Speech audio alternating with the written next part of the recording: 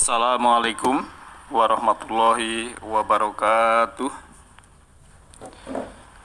Alhamdulillah nahmaduhu wa nasta'inuhu wa nastaghfiruh wa na'udzu billahi min syururi anfusina wa sayyiati a'malina may yahdihillahu fahuwal muhtadi wa man yudlil falan tajida lahu waliyyan mursyida. Rabbi shrah li sadri wa yassir li amri wahlul 'uqdatam min lisani yafqahu qawli. Ikhwaniddin, kajian Majelis Taklim Nurul Huda yang insyaallah dirahmati oleh Allah Subhanahu wa taala. Semoga Bapak Ibu semua, sahabat-sahabat dalam lindungan Allah taala, dan semoga sehat walafiat, sejahtera selalu, mendapatkan keberlimpahan dari Allah Ta'ala, sehingga perlu kita syukuri apa yang telah Allah berikan pada kita dengan hati, dengan lisan, dan juga dengan perbuatan. Salah satu bersyukur dengan perbuatan adalah kita berkomunikasi dengan Allah lewat ayat-ayatnya, kita mengkaji, kita qiraah, kita tilawah, kita tadabbur. Disitulah kita akan mendapatkan resonansi yang terbaik dari Allah. Kita masih melanjutkan pada malam hari ini surah Al-Baqarah. Kemarin sudah membahas tentang infak. Kemudian malam hari ini yang berhubungan dengan kitab. Walladzina yu'minuna bima unzila ilaika wa ma unzila min qablik wa bil akhirati hum yuqinun. Ayat ini kalau kita korelasikan dengan surah Ali Imran, ya, Ali Imran ayat 3 dan 4. A'udzubillahi minasyaitonirrajim. Nazzala 'alaikal kitaba bil haqq musaddiqal lima baina yadayhi wa anzalat Taurata wal Injil. Dia Allah menurunkan kitab Al-Quran kepada Muhammad, ya, yang mengandung kebenaran, dan Al-Quran itu membenarkan kitab-kitab sebelumnya, dan juga Allah menurunkan Taurat dan Injil. Taurat dan Injil itu min qablu dalinas, ya, sebelumnya sebagai petunjuk untuk manusia. Wa anzalal furqan, dan Allah menurunkan Al-Furqan. Ya. Kemudian innalladzina kafaru bi ayatillahi lahum adzabun shadid. Sungguh orang-orang yang tertutup terhadap ayat-ayat Allah akan memperoleh sanksi yang berat. Wallahu azizun dzuntiqam, ya. Sedangkan Allah Maha perkasa lagi mempunyai sanksi. Nah, ikhwatin yang berbahagia, kalau kita belajar ayat, memang itu adalah untuk kita menambahkan kesadaran, meningkatkan kesolehan, ya, meninggikan kecerdasan, juga meninggikan keinsafan, dan yang paling penting juga bisa menjernihkan pikiran dan mendewasakan spiritual kita. Dan ilmu yang harus kita pelajari memang harus kita praktekkan, karena ilmu yang sudah kita miliki, kalau kita kerjakan, ya, kalau kita laksanakan, maka disitulah Allah akan memberikan pengertian yang kita ini belum paham. Jadi Allah memberikan pengertian kepada kita apa yang belum paham, asal kita, ya, asal kita ini mau mengerjakan yang sudah paham. Jadi ini harus kita ingat-ingat, ya. Allah akan memberikan pengertian yang kita ini belum paham, ya, selama yang sudah kita pahami itu adalah kita sudah menjalankan. Jadi dalam beragama ini memang kita ya diharuskan untuk selalu praktek dalam menjalankan agama ini.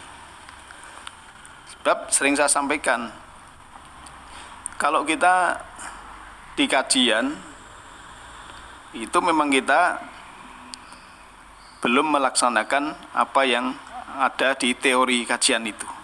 Kita harus merasakan diri dalam kehidupan. Ya kalau saya analogikan ya, orang yang belajar berenang itu kalau cuma dari sisi syariat ya, kemudian dia belajar berenangnya itu di dalam kelas. Di dalam kelas gurunya menulis berenang itu ada gaya-gayanya kupu-kupu, kemudian ada gaya-gaya punggung ya, dan lain-lain. Nah ini baru teori, belum praktek, namanya baru syariat. Nah kalau kita belajar hakikat dalam renang, ya kita ke kolam renang, kemudian diberi pengarahan caranya, kemudian kita mempraktekkan di situ. Itu baru kita tahu, oh renang itu demikian. Jadi seperti kita dalam beragama ini ya, dalam beragama ini memang harus kita lakukan sendiri apa yang sudah kita tahu, tidak hanya teori ya. Jadi kalau kita mungkin mengkaji kesana kemari tapi masih suka mengeluh, masih suka ya marah-marah, masih suka emosi, masih suka murung, masih suka sedih, ya berarti ilmu yang kita dapatkan itu belum bisa mencerahkan. Berarti ilmu yang kita dapatkan itu belum bisa menenteramkan. Sebab apa? Belum tentram karena dia belum menyatu dengan Allah, belum mengingat Allah setiap saat, setiap waktu. Karena orang yang menyatu dengan Allah setiap saat, setiap waktu, hatinya akan menjadi tentram. Dalam surat 13 ayat 28 itu. Oleh karena itu, dalam hukum tarik-menarik spiritual, itu kan ada medan gravitasi, ada medan elektrik, ya, juga medan spiritual. Maka Allah menurunkan kitab, ya, dan kitab itu yang sampai pada kita adalah Al-Quran, kemudian ada Injil dan Taurat. Kita harus beriman. Maka disebutkan tadi dalam surah Al-Imran ayat 3 dan 4 tadi bahwa min qablu hudalinas, Injil dan Taurat, ya, Taurat dan Injil dulunya itu adalah petunjuk untuk manusia dan juga diturunkan Furqan. Kan sama fungsinya. Di ayat lain memang juga malah yahruju minadh-dhulumati ilan nur. Ya, mengeluarkan manusia dari kegelapan menuju kepada terang benderang. Ya. Oleh karena itu kita harus belajar dari kitab-kitab yang dulu kalau kita punya, yang sesuai dengan ayat-ayat Al-Quran. Saya ambilkan contoh misalnya ya, Taurat itu kan yang menerima Nabi Musa misalnya. Nabi Musa yang sudah menerima kitab saja, ya, itu kan disuruh oleh Allah masih untuk belajar lagi. Karena apa? Karena Musa baru tataran syariat, dia belum memahami tentang hakikat. Maka Musa itu kan istilahnya kan murid yang terusir dari gurunya. Gara-garanya apa? Gara-garanya ya dimensi ilmu syariat dibawa ke dalam dimensi ilmu hakikat. Dan guru hakikat itu kan pasti mengalami yang diajarkan. Mengalami dulu baru memahami terus meyakini. Ya. Oleh karena itu kalau saya menyampaikan, saya sharing, saya menulis di tilawah malam ataupun kajian online, itu saya harus memahami dan saya juga harus melaksanakan. Misalnya infak. Ya. Infak saya harus melaksanakan, mengalami infak siri itu begini, infak ini kalau memberikan kepada orang miskin itu seperti ini senangnya, ya, ada rasa kesenangan, ya. Walaupun kadang yang kita beri itu ya tidak miskin misalnya, tapi dalam hal memberi dengan keikhlasan tanpa mengharap balasan itu memang ada kenikmatan yang tersendiri. Itu harus kita praktekkan. Dan untuk sabar juga kita harus praktekkan, jangan harus sabar dan sebagainya. Kita sama-sama praktek. Sebab apa? Dimensi pengalaman itu kan akan mengantarkan ke dimensi pemahaman. Dan dimensi pemahaman akan mengantarkan ke dimensi keyakinan. Ada petunjuk dalam Al-Quran. Ya, juga mungkin ada tradisi kitab lain, kitab yang dahulu, ada tradisi leluhur yang adiluhung. Nah, disitulah ada bahasa-bahasa universal. Maka dalam pelajaran tajwid, ya, kalau kita melihat pelajaran tajwid itu kan ada hukum iklab. Iklab itu kapan dibaca? Kalau ada nun mati atau tanwin bertemu dengan ba, maka nunnya hilang. Jadi menjadi apa? Menjadi mim. Nunnya menjadi mim. Itu apa maksudnya? Ba itu, ya, ba itu adalah babun atau pintu, atau baitullah, pintunya Allah. Sedangkan nunnya itu kan nurullah. Nah, dan mim adalah marifatullah.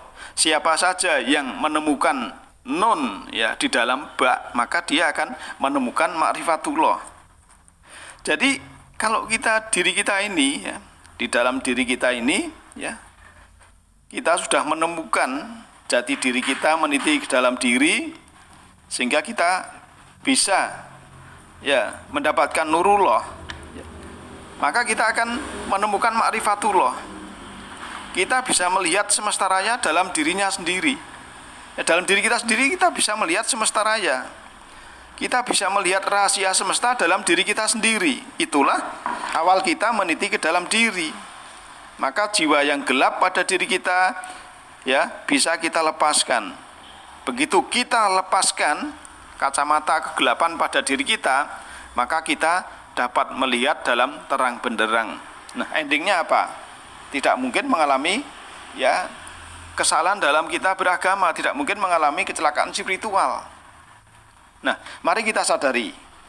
Mungkin kadang-kadang kita suka marah, kadang-kadang suka kesel, kadang-kadang jengkel, membabi buta, ya kan? Itu kecelakaan spiritual. Kapan itu terjadi? Tepat saat pikiran yang tidak stabil. Ya. Saat pikiran kita yang tidak stabil bertemu dengan lingkungan yang tidak stabil, maka beruntung bagi kita, ya, beruntung sekali bagi kita yang pikiran kita dan jiwa kita ini sudah stabil. Dan kalau pikiran kita, jiwa kita sudah stabil, walaupun lingkungan kita tidak stabil pun bisa membuat pikiran tambah stabil. Itu sebabnya, ya, itu sebabnya mari kita rubah, ya, sehingga kita punya rasa sakit jangan dianggap sebagai hukuman, tapi rasa sakit anggap sebagai bimbingan. Ada kesulitan jangan dipikirkan seakan-akan Allah tidak adil, ya, bukan begitu. Maka dalam TM kemarin, bahwa kita hidup di dunia ini Salah satunya adalah meluruskan yang lurus, meluruskan yang bengkok maksud saya. Juga membayar hutang-hutang jiwa. Ya. Kemudian itulah yang harus kita kerjakan. Dalam arti memang apa? Kalau kita melihat ya, beberapa ayat, ada orang yang dilahirkan mungkin di bawah jembatan dengan sengsara dan sebagainya, itu seakan-akan Allah tidak adil. Tapi kalau kita melihat siklus kehidupan, bahwa hidup itu mati 2 kali, ya, hidup 2 kali, mati 2 kali, walaupun itu sebenarnya bisa berkali-kali selama kita belum bisa menemui Allah. Dalam inna lillahi wa inna ilaihi raji'un itu, ya, sekali lagi dalam inna lillahi wa inna ilaihi raji'un, kita ada kendala. Karena kita waktu dunia ini belum bisa membersihkan jiwa kita, sehingga kita akan kedarang-darang tidak bisa kembali kepada Allah. Oleh karena itu dalam kita mengkaji ini, ya, mari kita koreksi diri kita ini sehingga kita mampu untuk menjadi jiwa yang bersih. Demikian ayat 4 dan 5, ya. Ini kan artinya dan orang-orang yang, ya, ciri orang bertakwa ini masih ciri orang bertakwa yaitu orang-orang yang mereka yakin atau beriman kepada apa-apa yang diturunkan kepada engkau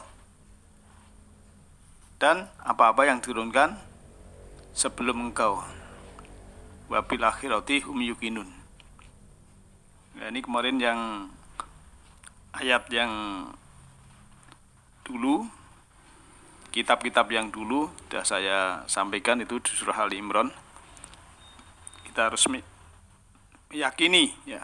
Kemudian untuk akhirat yang kemudian itu kita harus juga yakin. Kemudian ayat 5-nya, kalau kita sudah, ya, iman kepada yang gaib, menegakkan sholat, ya, infak, kemudian beriman kepada kitab-kitab, dan juga yakin dengan akhirat, maka yang demikian itu ulaika, mereka itu ala hudam mir rabbihim, atas petunjuk dari Rob mereka, wa ulaika humul muflihun, ya. Jadi mereka itulah orang-orang yang mendapat petunjuk dan orang-orang yang muflihun. Orang-orang yang muflihun adalah orang-orang yang beruntung, orang-orang yang menang. Kalau kita merujuk, ya, tentang mereka yang mendapat petunjuk, hidayah, ya, itu kan di dalam surat 28 ayat 56, itu kan yang namanya Rasul itu tidak bisa memberi petunjuk. Ya, kalau saya bacakan, a'udzubillahi minasyaitonirrajim. Innaka la tahdi man ahbabta walakinnallaha yahdi man yasha wa huwa a'lamu bil muhtadin. Sesungguhnya kamu tidak akan dapat memberi petunjuk kepada orang-orang yang kamu cintai, yang kamu kasihi. Tetapi Allah memberi petunjuk kepada orang-orang yang dikehendakinya. Dan Allah lebih mengetahui orang-orang yang mau menerima petunjuk. Ikhwanidin yang berbahagia, yang namanya petunjuk atau hidayah itu memang kita tidak bisa memaksakan, ya. Yang namanya ilmunya Allah, ya, itu memang juga kita tidak bisa memaksakan kepada siapapun. Maka siapa yang membaca ayat ini, ya, surah Al-Qasas ayat 56 ini, itu tidak bisa memberi petunjuk. Kalau dulu ya Rasulullah, sekarang ya kita-kita ini. Kita itu tugasnya hanya menyampaikan, ya, surat 5 ayat 99 dan yang lainnya. Ilal balagul mubin, hanya menyampaikan. Jadi kalau sudah tugas menyampaikan, itu memang para rasul, para nabi, ya, para alim ulama yang betul-betul menyampaikan kitab dan hikmah. Sebab memang ada yang mengaku ulama tapi yang disampaikan bukan kitab dan hikmah, hanya dongeng-dongeng atau karangan-karangan ataupun kira-kira, kebenarannya itu kira-kira. Tapi kalau Al-Quran adalah kebenarannya mutlak. Oleh karena itu, siapa yang ingin petunjuk, ya Allah memberi petunjuk. Ya kalau kita kembali ma'rifatullah, kan Allah itu lebih lebih dekat daripada urat leher kita. Jadi Allah lebih dekat daripada urat nadi leher kita, sehingga kalau kita pun berkehendak apa, ya berkehendak petunjuk atau tidak, yaitu Allah mengetahui, Allah mengizini. Kamu mau kafir, Allah mengizini. Kamu mau beriman, Allah mengizini. Kan Allah itu kan fasilitator. Ya, Allah itu fasilitator. Tinggal kita sudah diberi perangkat, ya. Ini bagaimana? Maka kan kita manusia ini kan satu-satunya makhluk yang disuruh memilih. Kalau bumi, bulan, matahari itu tidak bisa memilih. Ya dia juga beredar, hanya beredar, rotasi, revolusi, kan begitu aja. Kalau bulan ya wayai gerhana kan begitu. Bumi selalu mengitari matahari 1 tahun, ya. Kemudian matahari ya selalu bersinar, itu sudah tidak bisa pilihan. Kalau manusia punya pilihan, satu-satunya makhluk di alam semesta yang punya pilihan adalah manusia dan jin. Ya, kita kan yang membahas, kita manusia ini, kita punya pilihan. Nah, oleh karena itu kalau yang berhubungan dengan petunjuk memang beberapa hal, ya, misalnya kita melihat dalam surat 18, surah Al-Kahfi ayat 10 itu kan, awal fityatu ilal kahfi faqalu rabbana atina miladunka rahmah wa hayyi' lana min amrina rasyada. Ingatlah ketika para pemuda, ya, Ashabul Kahfi itu mencari tempat berlindung di dalam gua. Lalu mereka berdoa atau menyeru atau berkata, ya Tuhan kami, ya Rob kami, berikanlah rahmat kepada kami dari sisimu, dan sempurnakanlah bagi kami petunjuk yang lurus dalam urusan kami. Ini juga dicontohkan, ya, kan Ashabul Kahfi itu kan berlindung di dalam gua, dan dia itu berdoa minta rahmat dari sisi Rob, minta disempurnakan petunjuknya, kemudian minta diluruskan kesadarannya, min amrina rasyada. Ini kan sesuatu apa ya, seruan mengundang Allah. Yang diminta itu bukan materi, tapi kadang kita, ya, kita yang kesadarannya belum tinggi, spiritualnya itu baru apa ya, tingkat syariat, baru tingkat kulit, itu yang dimintakan pekerjaan, ya, yang dimintakan duit, ya, sesuatu yang materi. Padahal sesuatu yang materi itu sebenarnya Allah sudah membentangkan, tinggal kita itu mencari sebab akibat. Kalau kita ingin hasilnya yang banyak, ya kita rajin, cerdas, ya, tangkas, ya, dan lain sebagainya, ada syarat-syaratnya. Kemudian komunikatif, ya, cari yang relasi yang banyak dan lain-lain. Nah, tetapi kalau yang diminta oleh Ashabul Kahfi ini adalah makanan jiwa. Karena makanan jiwa itu ya sangat vital. Sebab apa? Ya, kan kemarin juga saya sampaikan bahwa kita ini hidup di dunia ini kan tugas kita itu 3. Ya, ada tujuan 3. Yang satu adalah membayar hutang. Ya, kalau agama lain itu istilahnya karma, ya.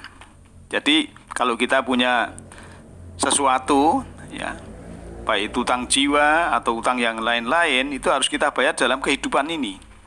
Maka kita akan dipertemukan kepada orang-orang yang dimana kita itu bisa membayar hutang.